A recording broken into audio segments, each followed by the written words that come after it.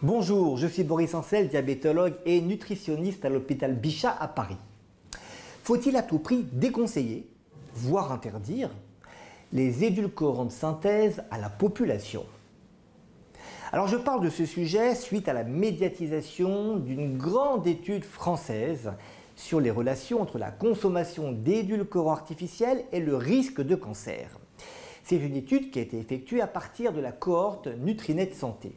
C'est une très belle étude, comme toujours avec l'équipe INSERM de l'UREN. L'UREN, c'est l'unité de recherche en épidémiologie nutritionnelle. C'est une étude qui a été publiée dans une très grande revue scientifique. Mais les conclusions pratiques, à mon avis, sont à manier avec beaucoup de précautions. Alors je précise tout de suite que je n'ai aucun lien d'intérêt ni avec le lobby du sucre, ni avec les industriels des édulcorants. Alors que nous dit cette étude? Le résultat principal, c'est qu'il y a une association statistiquement significative entre la consommation d'édulcorants artificiels et le risque de multiples cancers. Plus en détail, on voit que les personnes qui avaient une consommation supérieure à la moyenne pour l'aspartame et l'acésulfame K, ces personnes avaient un risque général de cancer 13% plus élevé que les personnes qui ne consommaient pas ou très peu d'édulcorants de synthèse. Deuxième chiffre, l'aspartame, sa consommation dans le groupe des plus forts consommateurs, est associée à une augmentation du risque de 22% pour le cancer du sein et de 15% pour les cancers associés à l'obésité. Alors vous allez me dire, oui, il s'agit des forts consommateurs. Bon, demandons à nos patients de limiter, mais une consommation modérée ne devrait poser aucun problème. Eh bien, ce n'est pas ce qui ressort de l'étude.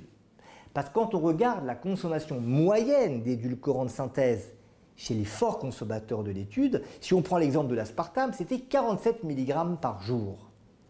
Et 47 mg, ça correspond à un peu plus d'un verre de soda light.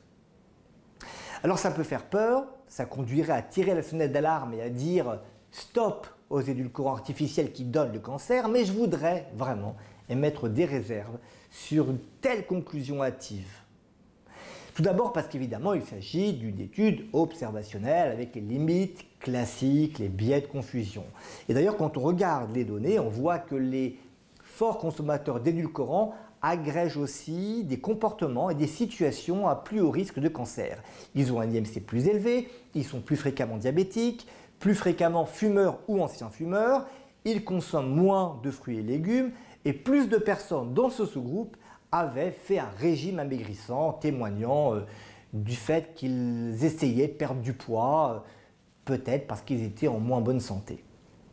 Alors évidemment, les chercheurs ont effectué une analyse multivariée, ils ont tenu compte de ces potentiels facteurs confondants, ce qui fait que le travail a été très bien fait, mais malgré cela, on ne peut pas éliminer totalement les biais de confusion. Et puis aussi, je voudrais dire qu'il faut mettre cette étude en perspective.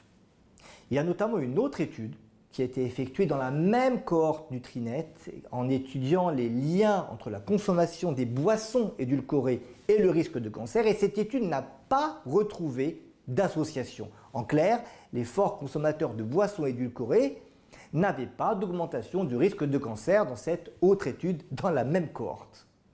Alors évidemment, on pourrait imaginer des choses. On pourrait imaginer que ce sont les édulcorants présents uniquement dans d'autres produits que les boissons qui sont dangereux. On arrive là à des hypothèses qu'on peut toujours émettre, mais un peu complexes et surtout pas simples à soutenir quand on voit que dans l'étude actuelle, la récente étude, plus de la moitié des édulcorants de synthèse apportés dans l'alimentation viennent justement des boissons light. Si on résume, on a là un signal épidémiologique d'un possible effet délétère des édulcorants. Oui, mais attention à la surinterprétation et aux messages pratiques qui en découlent, parce que selon moi, il y a un risque à diaboliser sans nuance les édulcorants de synthèse. Le risque, c'est selon moi d'entraîner chez les patients qui en consomment un remplacement de ces édulcorants par du sucre. Ils prendraient du sucre naturel, du sucre non raffiné, du sucre roux, tous ces sucres qui ont à tort une bonne réputation. Aujourd'hui, si on regarde les données scientifiques, rien ne permet de dire qu'il vaut mieux manger sucré que de manger édulcoré. Et il ne faut pas oublier qu'en nutrition, quand on retire, quand on diminue quelque chose, généralement, on le remplace par autre chose. Vous savez, quand on diminue les apports en glucides, on va manger un peu plus de gras, et quand on diminue le gras, on va spontanément manger un peu plus de glucides. Donc ici, si on veut limiter les édulcorants et le sucre, il faut un message sur les deux choses, le sucre et les édulcorants. Et si on fait un tel message, il faut bien réfléchir à la manière de communiquer.